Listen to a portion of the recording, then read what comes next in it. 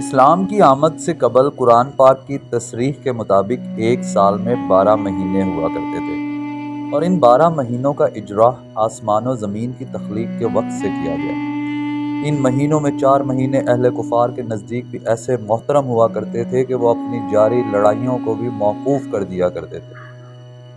ان 4 مقدس مہینوں کے اندر محرم الحرام کا مہینہ بھی شامل ہے، اور حسن اتفاق سے اسلامی سال کا پہلا مہینہ ہی محرم الحرام کا کہلاتا ہے۔ تاریخ انسانی کا مطالعہ کرتے ہوئے یہ بات بھی ابھر کر سامنے آتی ہے کہ اسلام سے قبل اس مہینے کے اندر بہت سارے اہم واقعات پیش آتے رہے ہیں۔ تاریخ کی کتابوں نے اس مہینے میں پائے جانے والے جن واقعات کو محفوظ کیا ہے ان میں سے چند یہ ہیں۔ اس مہینے میں اللہ تعالیٰ نے حضرت آدم علیہ السلام کی توبہ قبول فرمائی۔ اسی مہینے میں حضرت نوح علیہ السلام کی کشتی طوفان نوح کے بعد جودی نامی پہاڑی کے قریب آ کر ٹھہری تھی۔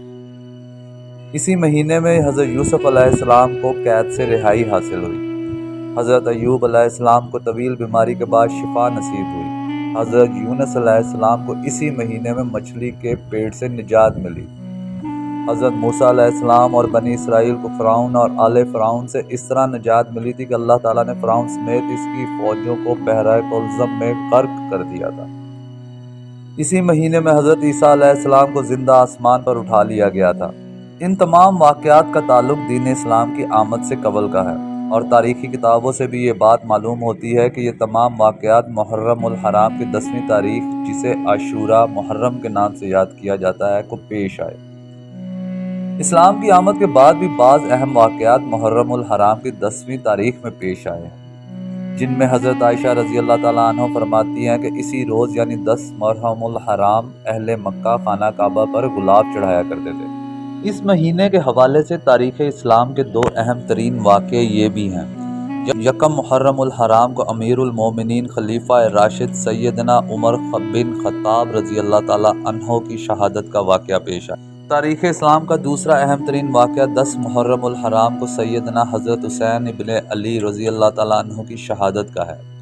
یہ ایک ایسا اندھوناک سانحہ ہے کہ رہتی دنیا تک اس کی کسک ہر مومن کے دل میں ہر اس موقع پر اٹھتی رہے گی جب یہ واقعہ اس کے ذہن میں تازہ ہوتا رہے گا۔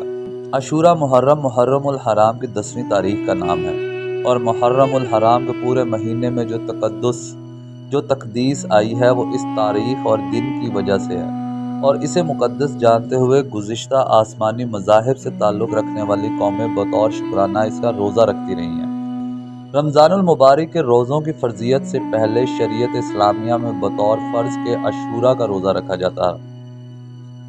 رمضان المبارک کے روزوں کی فرضیت کے بعد عاشوراء کے روزے کی فرضیت تو منسوخ ہو گئی، لیکن عاشوراء کے دن کی تقدیس برقرار ہے۔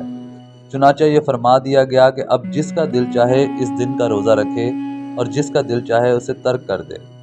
مدینہ منورہ میں ہجرت کے بعد نبی اکرم صلی اللہ علیہ وآلہ وسلم کے سامنے یہ بات لائی گئی کہ مدینہ منورہ کے یہودی عاشوراء محرم کا روزہ رکھتے ہیں۔ جب ان یہودیوں سے اس روزے کے بارے میں پوچھا گیا تو انہوں نے یہ بات بتائی کہ ہمیں فرعون سے نجات اسی دن حاصل ہوئی تھی۔ اللہ تعالیٰ کی دی ہوئی اس نعمت کے شکرانے کے طور پر ہم اس کا روزہ رکھا کرتے ہیں۔ دین اسلام چونکہ ایک مستقل مذہب ہے، اور اس مذہب نے اپنے سے پہلے کے مذاہب کی چند باتوں کو بھی اپنے اندر سموتے ہوئے ان مذاہب کو منسوخ کر دیا ہے، ان کے ماننے والوں کی مخالفت کا حکم دیا ہے تاکہ ان مذاہب سے یہ مذہب ممتاز ہو جائے۔